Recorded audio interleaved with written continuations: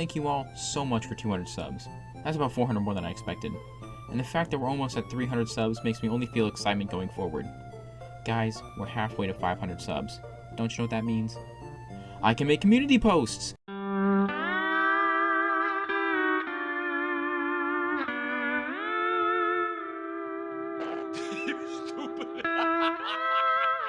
Seriously though, I promise not to disappoint you guys, because I can assure more banger content is coming.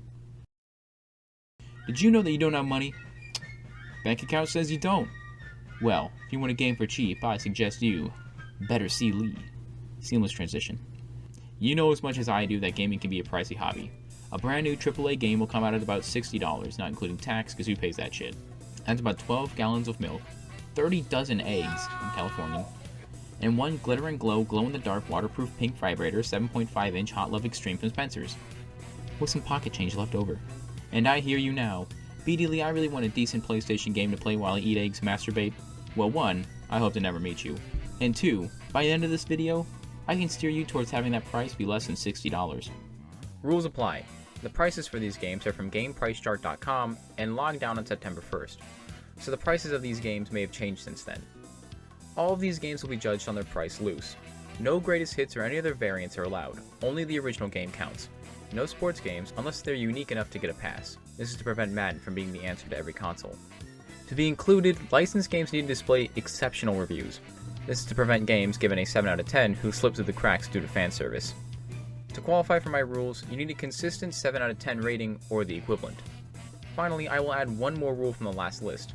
No repeats. If a game has already been played by me, I'll bring it up, then move on to the next game. With all that said and done, get your third-party DualShock controllers out because this is the cheapest PlayStation games.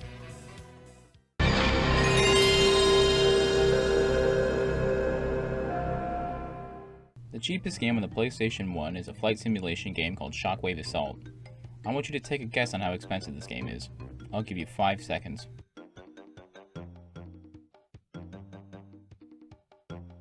Ready? 77 cents. I've picked up porn games from Steam with half an hour of playtime for more. Now with a score like this, you're probably expecting a score of 1s out of 10s or something. Probably the next Superman 64, right? But critically it did alright. While Next Generation gave it 2 stars and Sega Saturn Magazine gave it 55%, PlayStation Magazine gave it an 87%. On Metacritic, games such as Final Fantasy Remake, Devil May Cry 5, and Super Meat Boy have 87%.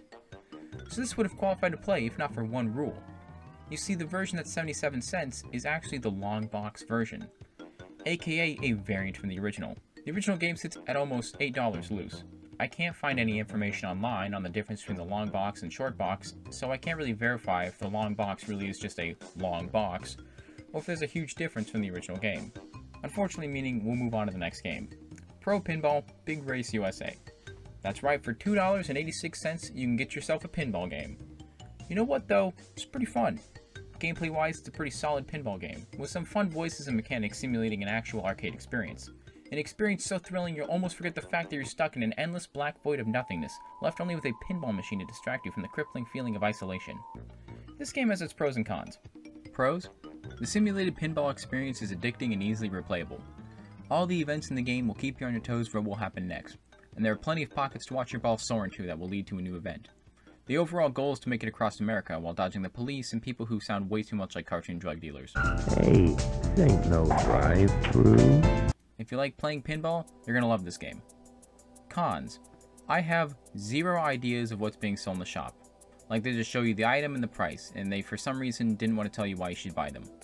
Next, this is the entire game. There are no other boards or modes. Like Zoop, the only other bit of entertainment you'll get is the options menu. It's a lot like Space Pinball from Windows XP, except that was free with your computer. For this, you get a fun experience, but not exactly one that will last you longer than 40 minutes. And that's stretching it, as I only got 22 minutes in before stopping. Should you buy it? For like $2 if you like pinball and despise Steam, it's a solid experience. But I'd probably just emulate it instead. Unless you're a pinball fanatic, you'll only get about 20 minutes of playtime.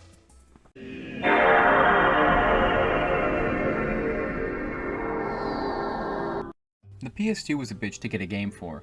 Not only because, like the Wii, many craptastic developers got their shit-stained boxers of a game past Sony's quality control, but also because I have some honorable mentions. The very cheapest game on the PS2 is Tony Hawk Project 8 Greatest Hits, a game worth $1.02, and according to critics is well worth the price. But it's unfortunately a Greatest Hits variant. Also, if you're wondering why there's no Project 7, it's labeled Project 8 because it's the 8th game in the Tony Hawk series. It's their 8th project. Our first honorable mention is Jam Pack Volume 13, a collection of games including Jak X, Soul Calibur 3, and Shadow of the Colossus. Well, with such a fantastic lineup, why is the price so low? Well, it's a demo collection, so you get like one level of each game. I actually saw a Let's Play clip of this, and apparently the guy playing doesn't understand how demos work. Okay.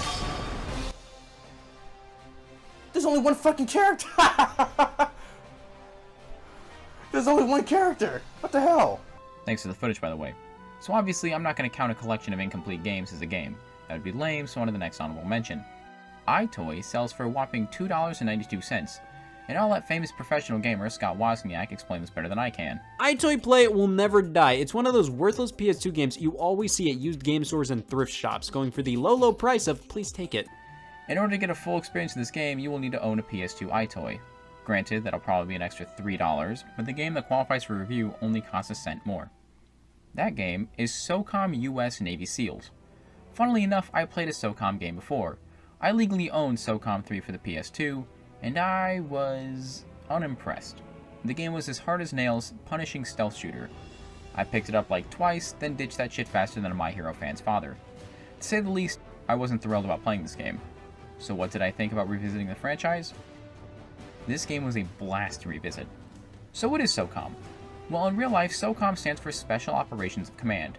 In short, a group of renowned US soldiers tasked with carrying out specific missions. Most of these employ the use of stealth and espionage for operations like counterterrorism or special reconnaissance. If you give a shit, there's the Wikipedia page, look it up.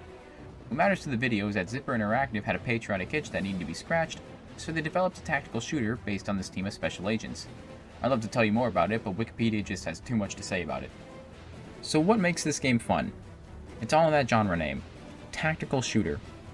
Meaning, unlike Call of Duty or the previously discussed Medal of Honor, instead of the mission mostly pertaining to spray and pray, this game emphasizes and rewards stealth as you play as a team of 4 US Navy SEALs attempting to traverse enemy soil and complete main missions and side missions if possible. The story mostly takes a backseat to the gameplay, as it looks like different missions are sprinkled throughout the game as opposed to a consistent narrative. Of course, in my hour of playtime, I didn't even get past level 2. This game is punishing. Your vitality drops fast, especially if you're caught in multiple streams of gunfire. If you run low on health, there are no health drops in the game. To most, this would certainly look like another flaw in the game's design. On the other hand, I see it as a discouragement from playing like your usual shooter. Why worry about hiding if you can fully heal almost as instantly as you lost your health? Of course, the action hero method isn't exactly detrimental so long as you know what you're doing. This is proven by me in the first level while I was about as silent as a nuclear bomb going off over a football stadium. Chernobyl was probably easier to miss than I was, as I made sure nobody was left to tell my tale. If I were to give this game one specific flaw, shaded areas are vital for hiding yourself and your bodies. Thanks to rendering distance though, some areas may appear darker than they really are, making you look like a sitting duck if you're not careful. In short, I'm sad this game confirmed I make a terrible Navy SEAL. It really was something I had on my bucket list, though some of my older content probably would be great for torturing terrorists.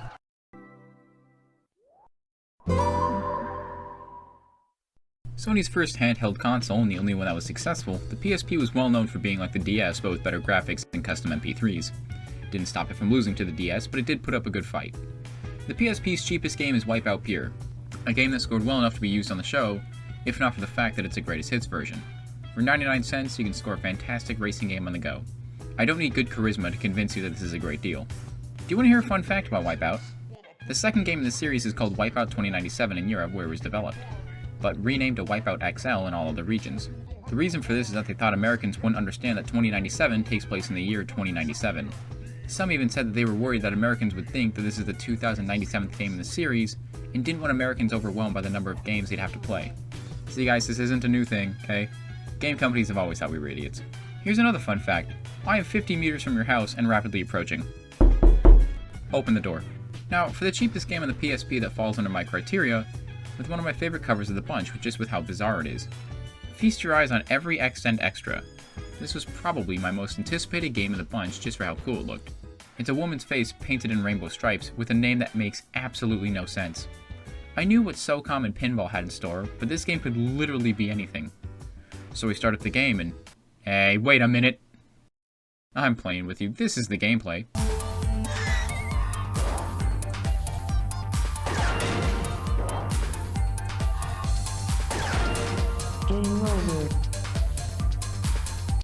What the hell was that? We all have that one friend, right? The one who plays some weird game that requires way too much skill for you to even attempt. I'm talking about games like Osu or Toho, where the requirement to be a fan is to not shower for a week. Every Extend Extra fits right in with these titles. This game can be best put as a bullet hell / puzzle game. Confused? You control this... thing, which has one purpose: to explode. Your goal is to explode and take out as many other shapes as collateral around you. The more shapes you take out, the better your score, and perhaps you could also take out a colored shape as well for some sort of bonus. That either being quickening the game or giving you more points. Every once in a while, this game will throw at you a mini-boss, which will really show you what I mean by bullet hell. The challenge to this game is that you have a limited amount of lives, and for each time you blow yourself up, it takes a life. But each time you get hit by anything, you also die. As you can guess, this game is no cakewalk. The game has dying being the main mechanic, with the goal to live as long as possible. Luckily, it's difficult, but not ruthless. If you get enough points with one explosion, you'll get an extra life. A phrase I never expected to say. Is it fun? Well, it's not my cup of tea, but I can certainly see someone getting into it. One thing I'll say is that it's very much a PlayStation game. The visuals are way too psychedelic and edgy for Nintendo, and the game's way too bizarre for Xbox. As for Sega, the game's not weird enough.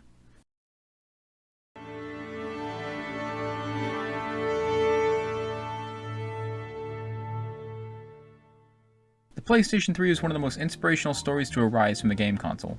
In the beginning, Sony's Golden Goose sold like cocaine at a police officer convention. This is mostly blamed on the less than stellar marketing, alongside the launch library, which looked like a gaming ghost town. So here's this giant enemy crab. After a while, the PlayStation 3 gained all it needed to become the success it became.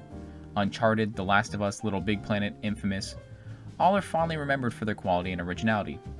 The console, of course, is rife with shovelware, leading beautifully into our cheapest game, Disney Sing It High School Musical 3 Senior Year. Sing with your favorite characters like Troy Bolton, Gabriella Montez, Chad Danforth, and more. Guys, I'm gonna be real. When High School Musical was popular, I didn't give a shit about it. It was something that girls watched, and I was gonna be caught dead before my 6-year-old self watched a movie or show for girls. Unless it had Dan Schneider's brilliant writing, like iCarly or Victorious, I wasn't going anywhere near that stuff. Even now as a man in his 20s, I want to watch High School Musical like I want my daughter to work for Dan Schneider. Is the game good? It's $1, figure that out for yourself. The game that meets my criteria is an FPS that went under the radar for many people, an FPS called Bulletstorm. I've heard snippets about this game from various outlets, but I was curious to try it out. My thoughts? Believe it or not, I spent $40 on this game. I tried less than legal means at first. I tried RPCS3, which worked about as well as shooting a cloud. And Steam Unlocked just flat out refused to help, so either I was going to have to give this a skip or spend $40 on a Steam copy. I caved and got the Steam copy knowing I could just refund it after reviewing it. At the very beginning, I was already excited to get my $40 back. I mean, the writing was so hyper-masculine, you could just feel the testosterone run through your fingers with each button press. All the characters were these, "Grr, I love beer, I love sex, I love being with bros, guns and beers and violence, yeah!" But as the game progressed, my expectations were slightly altered. But the story isn't what will reel you in. Or at least, not as much as the gameplay.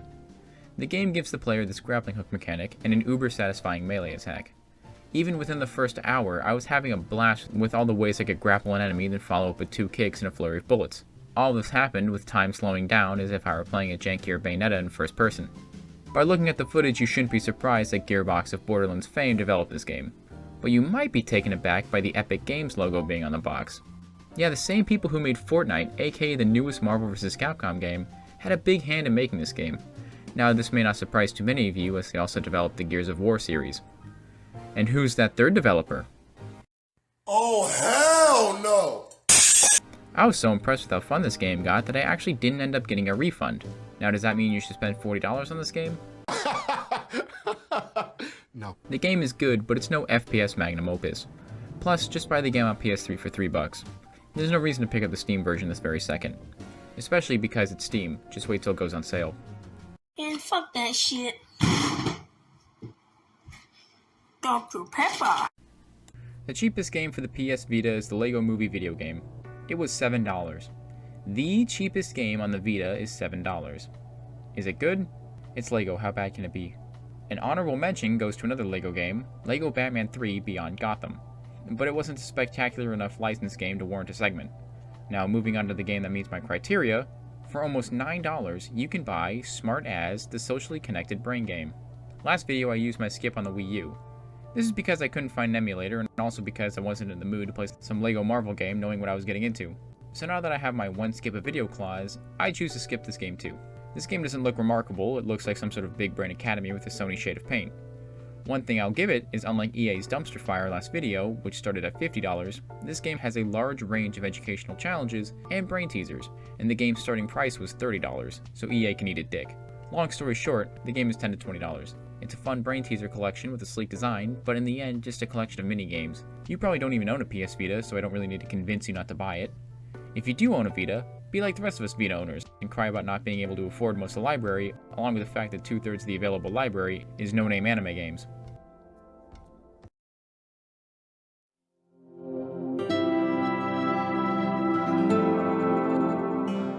The cheapest game on PS4 is Destiny 2, and the cheapest game that meets my criteria is Destiny 2. Good reviews, not a sports game, not a licensed game, it checks out. So why is the game $125? Well, because it's free on all platforms. You're paying $125 for the ability to play it physically, and an extra $2 to have it bound in plastic. So let's get the obvious question out the way. Should you pay for it? No. We're looking for the cheapest experience, and what's cheaper than free? But let's say you prefer to own a game physically. Now the question becomes, should I even own this game at all? Now that's an excellent question, and one that's tougher to answer. Now, since it's free, you could, download it yourself and delete it if you don't like it, but you want some babbling idiot with 200 subs to tell you his opinion. And for one big reason, that's a terrible idea. You see, the game is an MMO, meaning that to get the full experience, you need to dump hours and hours into this game. The longest I spend playing video games for this show is about 20 minutes to an hour, depending on how story heavy the game is. Usually by then I have a grasp on my thoughts coming into it and can write a quick review. Here's my advice. Find a video that's a full-on review of the game and watch that. Whether it's Angry Joe, I Hate Everything, Downward Thrust, or XX Big Balls 69 Reviews XX, I trust those guys who played this game longer and are able to be more concise. If you really want my opinion, I found the game entertaining. Like Bulletstorm, almost right off the bat, they give you a neat combination of weapons and moves you can use on the mooks. My one criticism so far would be the overworld. Once I completed the first mission, nothing dragged the pace in the game slower than having to shoot through hordes of enemies just to get to your next quest. But hey, the game's got consistently fantastic reviews, so obviously they're doing something right. One last footnote, if you're trying this game, get ready for some commitment, as this big boy requires 92 gigabytes to download. This is exactly why after getting the footage, I forever exiled it from my computer's memory. Alright, the PlayStation consoles are done. Next time I'll do Xbox consoles and maybe even get that video out sooner than usual. I won't deal with PS5 right now, as that console's still pumping out plenty of games. Once again, I want to give a huge thank you to anyone who was part of my previous subscriber wave thanks to the Nintendo console upload. Right now, scrolling past the screen, we have an updated list of games to get through. Wow, doesn't that game look amazing? Wow, I can't believe that's so cheap. And with that, bye for now.